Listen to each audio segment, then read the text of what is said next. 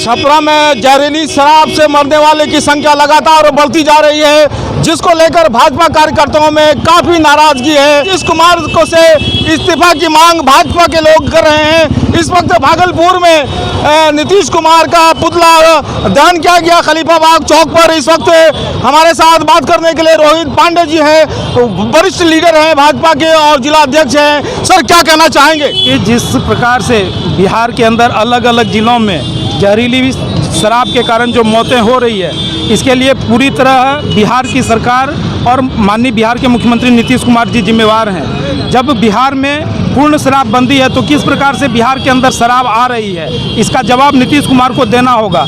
और आज जिस प्रकार से जहरीली शराब के कारण जो मौतें हो रही है, कहीं ना कहीं लोग आज अखबार में भी जो पढ़ने को मिला है कि वह उत्पाद विभाग के द्वारा जो जब्त शराब है, स्प्रिट है, और जो थानों के अंदर वो जो स्प्रिट है उसी के माध्यम से जो है वह जहरीली शराब जो है वह बनने का काम हुआ है। तो इसमें हम यह मांग करते हैं सरकार से कि इसकी जांच करके कि अगर यह सत्य है तो इसमें दोषी लोगों की सख्त से सख्त कार्रवाई हो उन पर, और इसकी जिम्मेवारी बिहार सरकार अपने ऊपर स्वयं इसकी जिम्मेवारी ले। रोहित जी, आप नीतीश कुमार पर सारा दोष मढ़ रहे हैं। नेता प्रतिपक्ष के उनके समधी के घर पर 120 कार्टून शराब मिला है, क्या कहना चाहेंगे? देखिए, जवाब तो आपकी ही बनती है रोहित जी। नहीं, जवाब ये पूरी तरह सरकार पर बनती है। अगर हम या कोई इस बिहार के कानून के दायरे से कोई व्यक्ति बाहर नहीं है, वो चाहे अपने जो आरोप लगाए प्रतिपक्ष के नेता के समधी के हैं या जहां भी मिला हो, तो सरकार का यह काम है कि वह आया कैसे, और कोई भी व्यक्ति कानून से ऊपर नहीं है। भारतीय जनता पार्टी इस बात का कभी समर्थन नहीं करती है कि कोई हमसे जुड़ा हुआ व्यक्ति और वो अपराध है तो वह अपराधी नहीं कहलाएगा।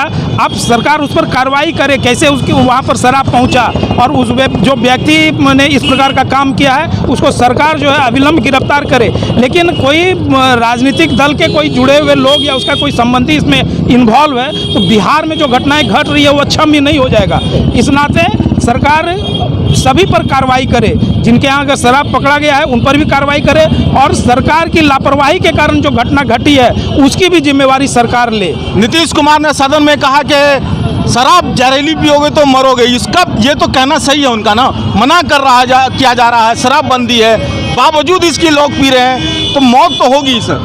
देखिए, हम सभी यह कहना यह उनके मानसिक दिवालियेपन का द्योतक है। आप जब हमारे बच्चे नहीं पढ़ते हैं तो हम उनको यह नहीं कहते हैं कि तुम नहीं पढ़ोगे तो अपना समझो तुम्हारा भविष्य खराब होगा। हम उसके लिए प्रयास करते हैं कि वह कैसे अच्छे कामों में प्रवृत्त हो, वह कैसे अपना अच्छा अध्ययन करे।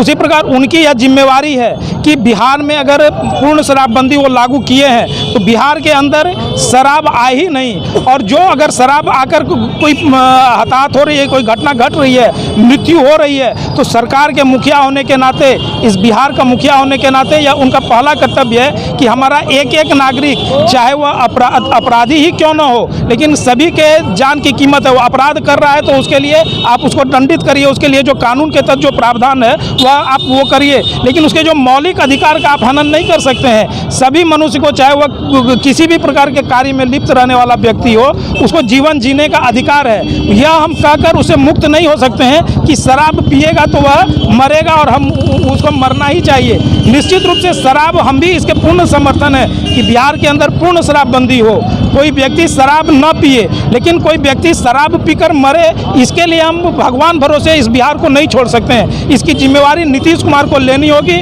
और बिहार में पूर्ण शराबबंदी कैसे लागू हो उस कानून व्यवस्था को और पुख्ता करते हुए, इसकी अकाउंटेबिलिटी तय करते हुए जो शराब माफिया हैं उस पर अंकुश लगाने का, उसको गिरफ्तार करने का काम करें। जिस जिला प्रशासन या प्रशासनिक सहयोग से जो यह काम चल रहा है माफियागिरी का, शराब का जो खेल बिहार में बिक्री का चल रहा है अवैध रूप से, इसको अंकुश लगाने का काम करे। और अगर बिहार की जनता नीतीश कुमार को कभी माफ़ नहीं करने वाली है, और बिहार की जनता ने यह कमर कस लिया है कि 24 और 25 के चुनाव में बिहार की, और कुर्नी में या उपचुनाव में उनके इन्हीं सब कारनामों के कारण उनको सबक सिखाने का बिहार के मतदाताओं ने काम किया है। आने वाले 24 और 25 में बिहार की जनता उनको सबक सिखाएगी। शराब से मरने वाले की संख्या ज़्यादातर, जो आंकड़ा तेजस्वी यादव अभी आंकड़ा दे रहे हैं, वो भाजपा शासित राज्यों में जहरीली शराब से मरने वाले की संख्या ज़्यादा है। हाँ, क्या है, तो आप इस विषय को उठाइए और सरकार के संज्ञान में लाइए। या नहीं हम कह रहे हैं कि अगर वहाँ इस प्रकार की घटनाएं घट रही है तो वह सही है, लेकिन यह तो आप अपने घर में पहले देखें। वहाँ की जो घटनाएं आप वहाँ उचित प्लेटफॉर्म पर उसको उठाएं। आज बिहार के अंदर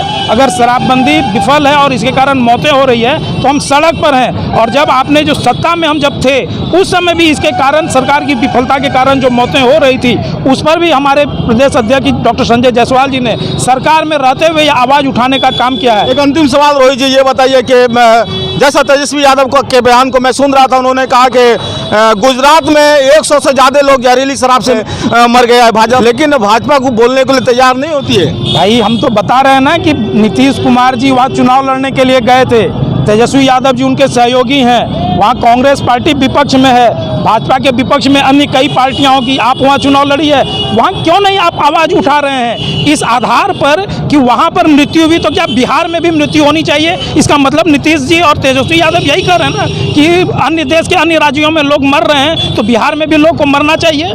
कैमरा पर्सन शशि के साथ मैं शहबाज, न्यूज़ 21 भागलपुर।